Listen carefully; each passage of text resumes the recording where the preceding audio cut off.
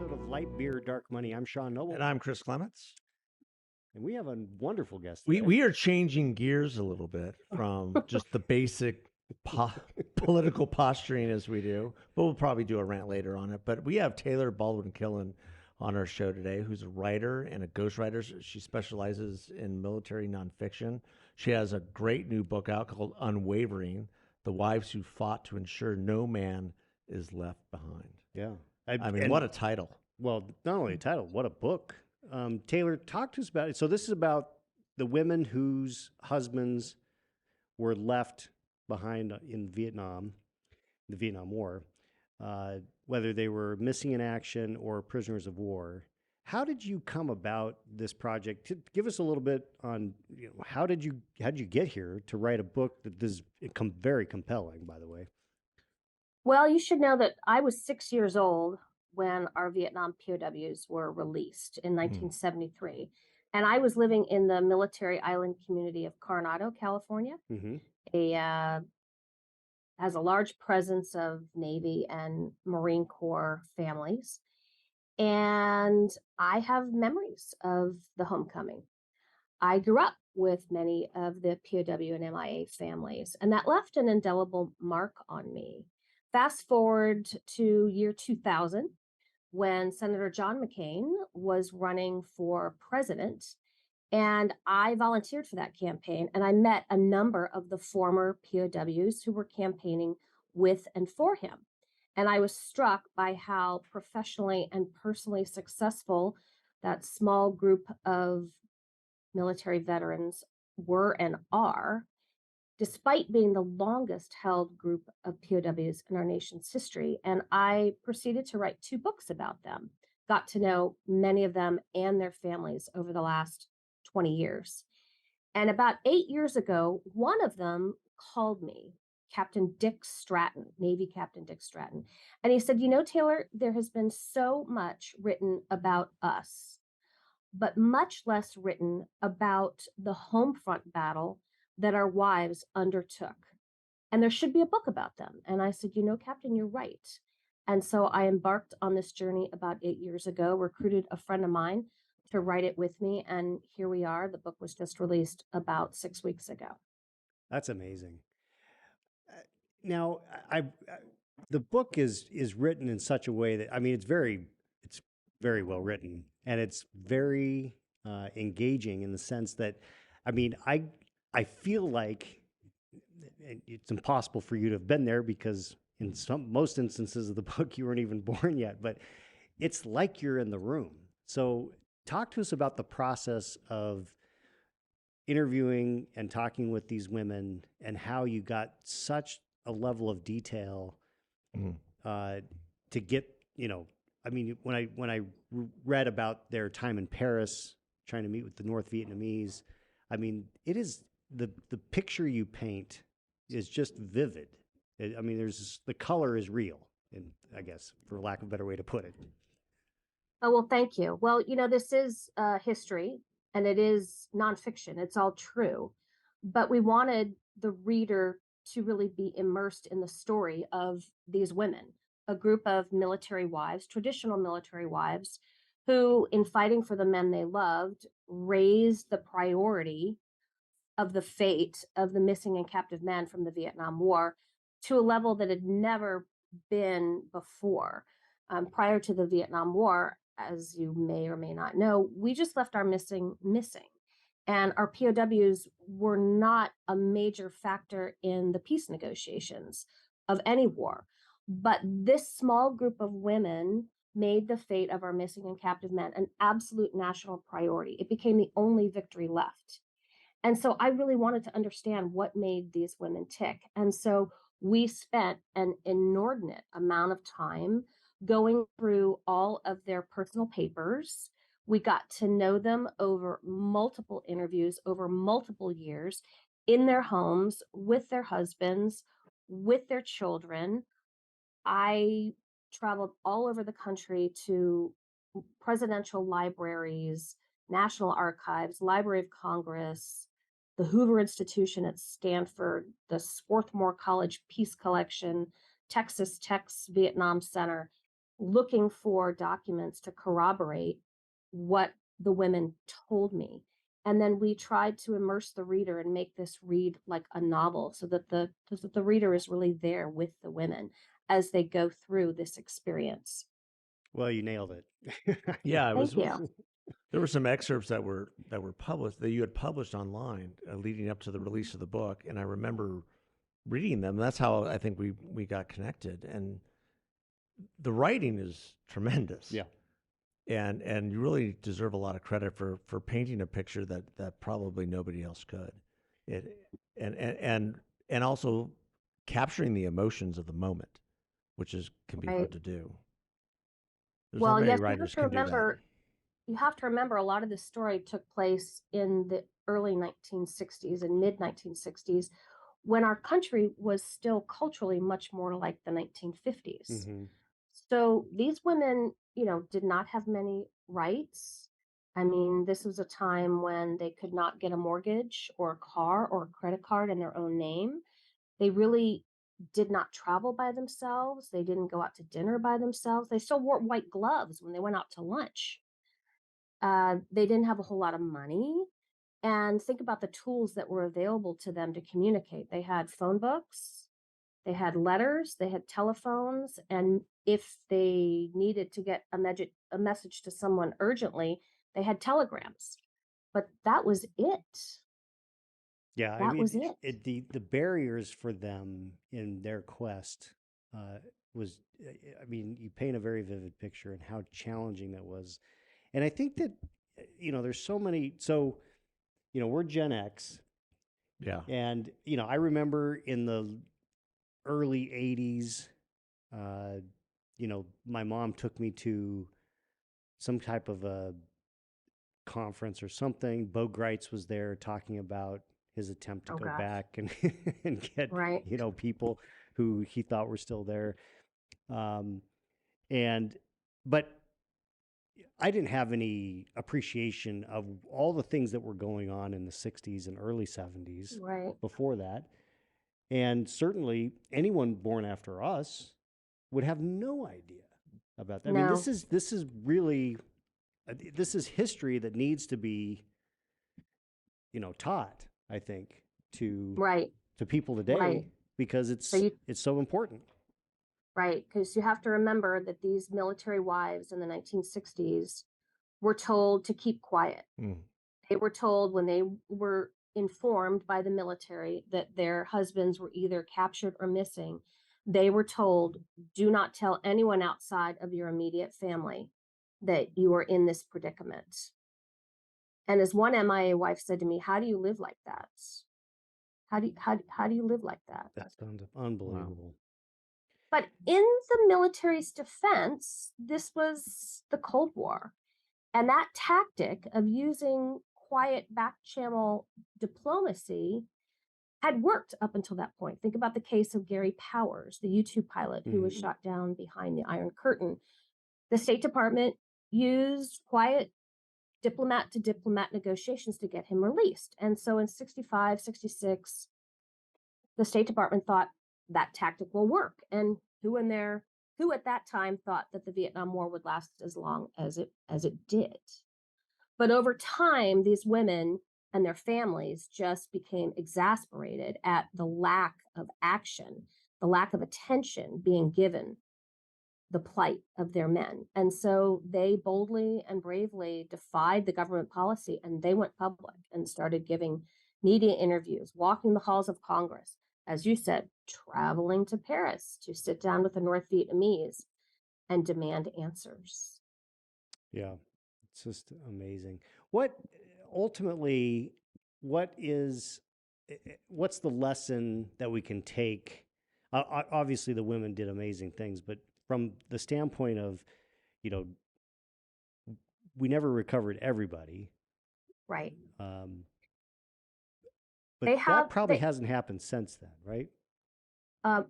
They have two tremendous legacies that we are living with today as a result of their work. One is our Leave No Man Behind policy. We've always said that we leave no man behind, But that has not always been the case. Right. Prior to the Vietnam War, we just left our missing, and we unilaterally declared all missing men dead. We have 72,000 still missing from World War II. We have more than 7,000 missing from the Korean War. But these women made the fate of their missing, I think it was 2,500 at the year's end, an absolute priority. And they demanded that the government continue looking for these missing men. And their voices were so loud and so influential by the war's end in 1973, the government created a permanent agency whose task is to comb the globe year-round, looking for remains from all wars. So that's legacy number one. Mm. Legacy number two is the treatment of our military families. Right. I remember my mother saying, who was a Navy wife, the military used to tell your father and all Navy sailors, if the government had wanted you to have a family, they would have issued it to you in a sea bag. So family priorities were low on the totem pole. Right. That has changed since the Vietnam War. Again, as a result of these women and the work they started during the Vietnam War, especially because of one particular POW wife, Alice Stratton. And she continued her work on behalf of military families, and actually in the 1980s, 1985, became the first Deputy Assistant Secretary of the Navy for family policies, equivalent of a 3-star admiral. Her Wow. husband said, I went to bed and I woke up the next morning and my wife outranked me by 3 ranks. That's awesome. Now you come from a military family, but you were in the military yourself. Yes. So this obviously hits close to home for you. What motivated you to get into telling the stories of military folks? I mean, you've had a lot of books, and as Chris pointed out in your intro, a lot of it is, military nonfiction. What motivated you? How'd you get into this? Well, it was that experience with the POWs, the former POWs who I met in the year 2000 working on the McCain campaign. I was just struck by how successful these men were in captivity, how they maintain their sanity. They have, I think, a lifetime average rate of PTSD of 4%, Yeah. which is freakishly low if you compare it to the rates of PTSD of the rest of our Vietnam veterans as a whole, and veterans from subsequent wars. So they have a very, very low rate of PTSD. And they've been tremendously successful post-captivity. We have a presidential candidate, a vice presidential candidate, numerous senators, congressmen, governors, CEOs, doctors, lawyers, veterinarians, ministers, authors. That's all achieved post-captivity. So I thought, wow, what has made these men? What about them, the longest held group of POWs in our nation's history, who fought during a very divisive war, came home to a very ungrateful nation? What made them so successful? Why? And so that's what motivated me to start writing about this, what I call, unicorn group of combat veterans. And that has just led to almost 20 years of writing about these men and their families. That's remarkable. And a lot of that, you and I talked offline about this, has to do with this idea of post-traumatic growth. And, Exactly. And this, which, I mean, in its innate form is, if it doesn't kill you, it makes you stronger. But Right. in its in its spiritual form, it's having a deep-rooted faith in something higher than and bigger than yourself. And that is a Yeah. common thread throughout those who were in prison in Hanoi. Is that right? Absolutely. But I would also point to their leadership in captivity. Their leadership in captivity, especially the leadership of Vice Admiral Jim Stockdale. Yes, I was just going to say that.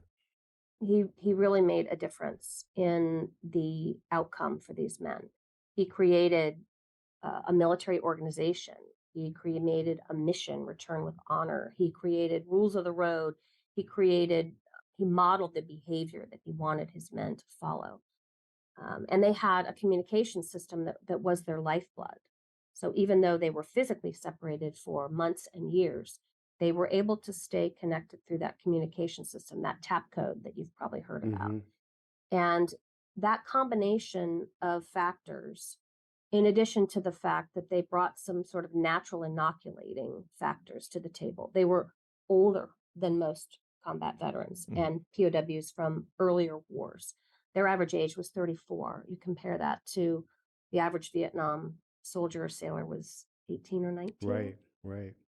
They had more training, they had more education, they were better prepared for the POW experience because they were aviators, they were officers, they had gone through extensive training for their mission. So all of those natural factors, as well as the leadership of Admiral Stockdale, really created this perfect storm and a leadership crucible, and just a tremendous experience for those men. And I interviewed a psychiatrist who interviewed many of them pretty soon after the war, like in 1975, Dr. William Sledge. And he was the first to notice that these men had an uncanny degree of physical and mental health. He was evaluating them to see if they were fit to get back into the cockpit, because I said many of them were naval aviators and Air Force aviators. A few were Marine Corps aviators, but mostly Air Force and Navy. And he was astounded by the stories that he heard from them about the positive experiences of their captivity. In fact, one of them wistfully said to Dr. Sledge that he actually missed prison. Wow. Because he missed the camaraderie that he had with those men over so many years. That to me is astounding, but that was the foundation for the post-traumatic growth that the overwhelming majority of them have experienced since the Vietnam War. Yeah, so much of that I remember, and you and I also had a little email exchange offline about Charlie Plum, who I've gotten to know over the last several years with some work I've done with another veterans charity. And one thing that I remember him talking about in one of the many talks that I've seen him do is this idea of hope, and the idea that the men who broke first with the idea that they were going to get out at a certain time, right, were the ones who mentally broke deeper, right, versus the ones who accepted their circumstance and tried to live within their circumstance and accept the discipline and the regiment that that Admiral Stockdale implemented, and those who did that did tremendously well. Right. The author Jim Collins, in his book Good to Great, interviewed Stockdale quite a bit, and he coined the term the Stockdale paradox, where Stockdale said, the difference was I had to instill a sense of long-term hope, right? Hope that you are eventually going to get home. Never lose sight of that hope and that optimism. But it had to be tempered with a healthy degree of realism that you're not going to get home by this Christmas. Yeah. And they have incredible stories of celebrating Christmas at the Hanoi Hilton. Pretty amazing. Yes. They absolutely did celebrate Christmas. Despite their captors' objection. Well, of course. Yeah. Right. And of course, as time went on and the treatment got better, the men had more freedom to hold some of those Christmas services. Yeah. Yes. Yeah, I would love to have Charlie come out and do a little talk with some folks around Christmas. And I'm talk sure about he would. And talk about He's not that far from you. He lives in LA. Yeah, he's just over in LA. Yeah. And I've got to believe that when these men came home and saw what their wives had done on their behalf, that had to help for many of them that were held captive for so many years. Yes, I think many of them were astounded at what their wives did. And like I said, we are still living with the legacy of these women. I mean, every month I read an article about a military family receiving remains of a loved one who perhaps was lost 50, 60, 70, even 80 years ago. The most recent one I read was on Memorial Day, where a family somewhere in the Midwest got a knock on the door and said, we've recovered your grandfather's remains in Romania from World War II. Can you imagine how astounded that family is? Incredible. To know that somebody is still looking for their loved one? That's the first legacy. The second legacy is that because of the work these women started, we no longer tolerate missing or captive men, right? We tolerate casualties, but we will not tolerate POWs or MIAs. And all you have to do is look at the case of Scott O'Grady in Right. Bosnia, or Jessica Lynch in Iraq, or Bo Bergdahl in Afghanistan. We expend tremendous resources to rescue just one, including a basketball star celebrity in Russia. Yeah. What did we trade for her? An arms dealer. Yeah, a pretty bad guy. Right. We did That's not a whole do nother that. podcast, I think. Right. We did not do that before the Vietnam War. Right. We did not expend so many resources for just one. And that is all because of the work these ladies started. And in fact, I would argue, and this is backed up by historians, that we've influenced other countries and their policy toward missing men. Families in Australia and Kuwait and Israel have seen the pressure that American families have put on the government to recover remains, and they have placed the same pressure on their governments. These women truly changed foreign policy. That's incredible. Yeah. Well, and it's become so much, and that's why your work is so important, because it's become part of like our understanding of Vietnam. The search and the quest and the validation of the POW experience, and bringing men home from that war with dignity and honor, and so the whole conversation has changed. But for this generation, as Sean was saying, they just don't know. Like when we were coming of age, we were in college. I remember all the Vietnam movies. Yeah. Between Platoon and Born on the 4th of July, and Mm-hmm. each had different takes of and even Good Morning Vietnam, which I introduced my kids to the other day. They all had different takes on the war, and it was all healthy for the healing of the country. And now we have a whole other generation that has no clue about what that war was and what it meant. It's as distant for the younger generation as World War II was for us. Yep. Yeah. And in speaking to lots of young people today, I am told that their world history or American history curriculum really does not spend a whole lot of time on the Vietnam War. Maybe, a couple of paragraphs in a textbook.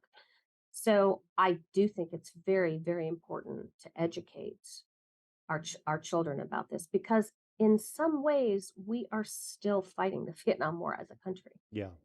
Well, we're fighting both the Civil War and Vietnam, I might add. Yeah. We're fighting the ghosts of the failures.